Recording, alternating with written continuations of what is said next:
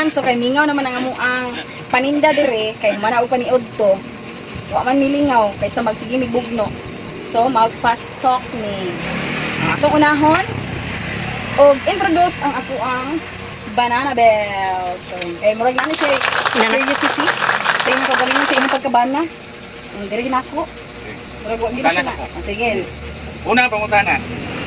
Wala ba ka nagmahay nganong ako imong gipili kaysa sa imong ex? Wala ko nagmahay, pero ting mahaya. Ngano man? Anong Mura ka naman tayo na. Nana, jadi kay nana, jadi kay kalon. Nagmahay jadi ka, gipili. Kedua pangutanan. Asa may gwako? Ako ang imong ex. Ako ex! Kana na ka kami. Sabi na maglagihan eh. Kuting tayo na to dili kayo nya. Naguman. Mangwinta na ka. Imo na kong nanaon biminti. Mangwinta na ka. Sakit kayo ba nga pangnaon ba? Nga, sige tagtrabaho, sige trabaho tapos nani nanday. Kedua pangutana. Kung ibalik na to ang sa una panahon. Unsa may imong pilion? Ako o ang imong ex? Siyempre, ikaw. Ikaw, John. Sabi na. Sa ilong daw pa imong ex yung pangutana. Ikaw ang pilion. Da ex gyapon tuman. Ikaw ang pilion. Dapat imong ex. Ex naman to. Di na ko ganahan. Basta kay ang ex, dili na siya pwede balikan. Ako, naglapit na kayo to. Ex, dili na siya pwede. Unang ako. Erase na. Dili na. Ex na imong pilian. Sige na. Ako na ko'y pangutan na. Ganun siya man yung gipili, te. Siyempre, siya man ako presidente.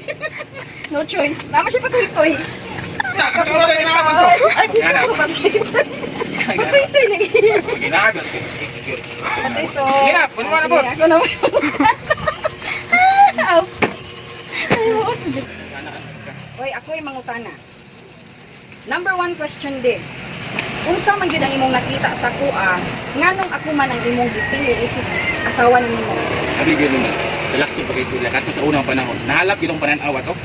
Sabi ko na love is blind. Naglipog jud ko, nagmahay jud ko noon. Nganong ikaw akong gipili? Nga naamay lay untay ako ang ex. Grabe po ka. Inana gyud Diretso siya. pagmahay. Oh, nagmahay jud kay tanan. Aperte gyud imong hayag gyud. Oh, mura nayubos kay. Sa imong kabuta nagmahay gyud Oh, ka. naglagot kay tanan. Aperte gyud imong laguta.